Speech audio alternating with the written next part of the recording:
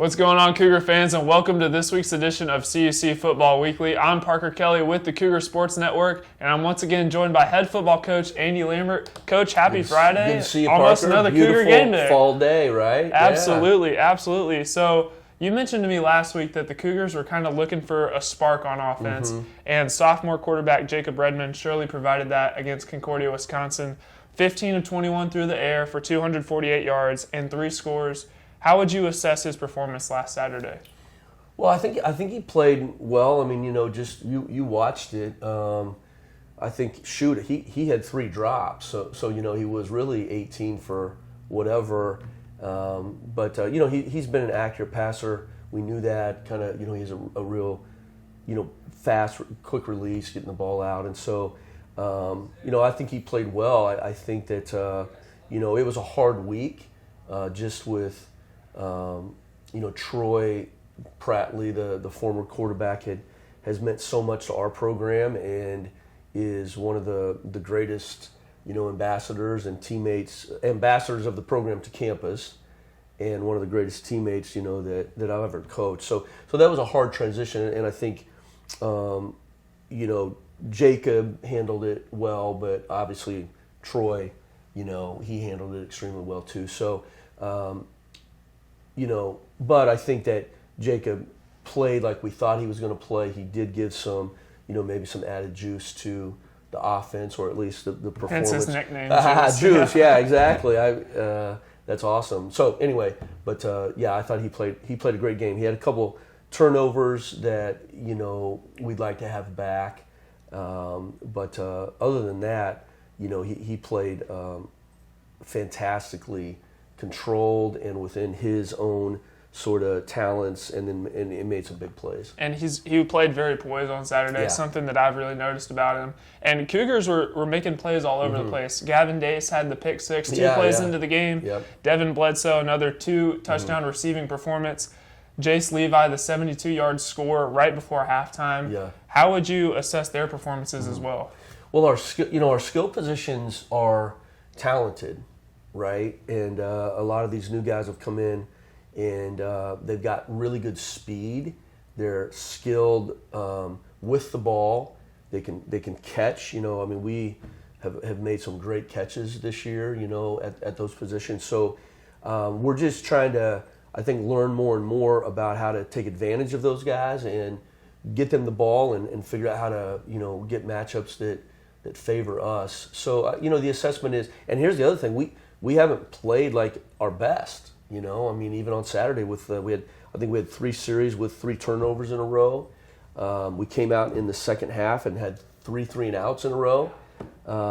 So we haven't even really put together what I would consider a really good game on offense yet.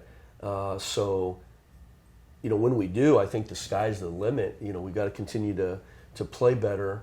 But those guys have made a real difference. For just even the feel for our team right now. And the Cougars will have a chance to play that way tomorrow as they welcome Aurora University to River Forest. The Spartans have been a team that have dominated the conference for the past 5 seasons. So what's the plan of attack heading into the big game tomorrow? We were talking to the staff here before you came in just about Aurora. I don't think they've lost a conference game since the head coach came in, and even this year, they just haven't even had a tight game, and so they're good in all facets. They're old, like 5 fifth-year seniors on defense right now, plus other spots on offense. So the plan of attack is we've got to just be assignment proof, right? We use this tennis analogy, don't hit it in the net. You can't win if you hit it in the net. So that's really our starting spot, is to not make mistakes that translate into scores for them or turnovers on our part. So that has to be the first way that you go into attack, is to say we have to do our job, right? And then the second is if we can, on a one-to-one matchup, football boils down to like one-to-one matchups. Can you win that, and how many times can you win it, and how consistent can you be with it? So if I can beat the guy once, right, then I certainly can do it again. And so just really having a one play at a time mentality. And I know that's so cliche and everybody's going to say it, but the reason people say it is because it's true, and that is the way to maximize your potential, is that we just have to have this sort of laser focus on, I've got to play this play, and I can't be regretting what's happened in the past, and I can't be worried about what's going to happen in the future. So I think those two kind of mentalities are going to be really important for us going in on both sides of the ball. Schematically, they are so well coached, and they do base stuff that takes into account everything, and then they just do it. So far they've done it better than everybody they play, right? So you're not going to like surprise them or get into situations that they aren't going to be ready for, right? Because they're just so base in and so well coached in their schematic. So yeah, we just got to go and try to outplay them and fight like crazy every play until the end of the game. Yep, and I was doing my prep for the game tomorrow, and I was just looking at the roster, and they have fifth-year seniors all over the place. But you hit the nail on the head. It's about taking things one quarter, one play at a time. Yeah. And, Coach, thank you for coming on today. Oh, yeah. Best of luck tomorrow Thanks against a lot. Aurora. Thanks, Parker. Make sure to check out the Cougars as they host the Spartans tomorrow. Kickoff is set for 1 p.m., and coverage can be found at our athletics website at cucougars.com/coverage. I'm Parker Kelly signing off, and we'll see you next week on CUC Football Weekly. Go Cougars. Go Cougars.